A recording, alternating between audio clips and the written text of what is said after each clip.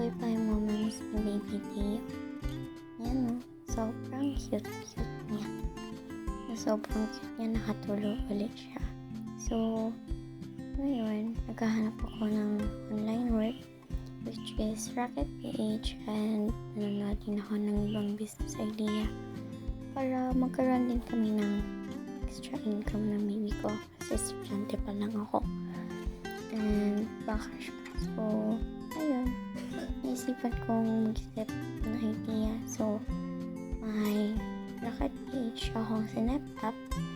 Tapos, may na-post na rin akong digital product. Yan. So, susulat ako ng idea ko and naisip ko rin na mag-sticker business. Pero, hinihintay ko pa namin yung printer na bibilhan kung mabibili agad. Tapos, ayun, tanggal din ako ng ibang damit para i-post, like, kuwag, para ma-income din kahit papaano, kahit unti lang. And then, yun, okay naman.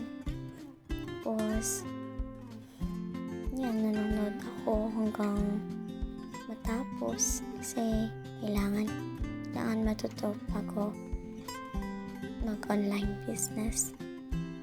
So, ayan, nagkano ko ng strategy kung paano mag-work, paano mag-advertise. Tapos, yun lang naman yung pinanood ko. Tapos, iba't ibang klaseng video about digital. Medyo matagal to kaya gusto ko na yung speed para mabilis. Tapos, ayan. Kapatid ko, Aljo, kumakain. Diba?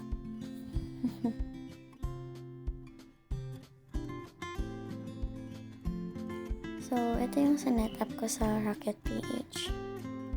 Yan, nagpapaburp ako kasi tapos yung magdade dyan. Tapos, nagpalit ng diaper. Yun, hindi siya nag-burp kaya yan yung ginawa ko. Nakaswaddle siya dyan para hindi malamig. Bagyo kasi. Tapos, ayan, close up video.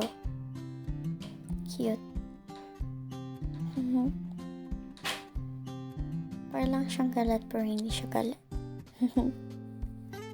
Pogi-pogi. Tapos ayan, pa-burp ulit kasi nakatapos niya mag-bed. Yan, haggard na ako yan. Anong oras na yan? Mga 3 o'clock kata ng umaga. Oo. Yan.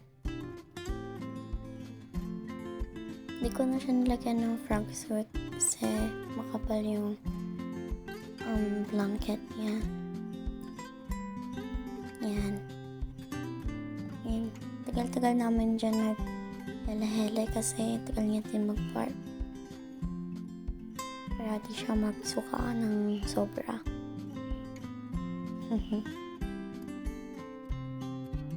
Matagal talaga siya nakapag-barp yan. Inaantok na ako. Sa next clip naman, binidyo ko siya and ayun, ang cute niya. Pakinggan niyo. Hi, baby! Baby Mateo! Sleepy, baby Mateo! Cute. Pogi, oh.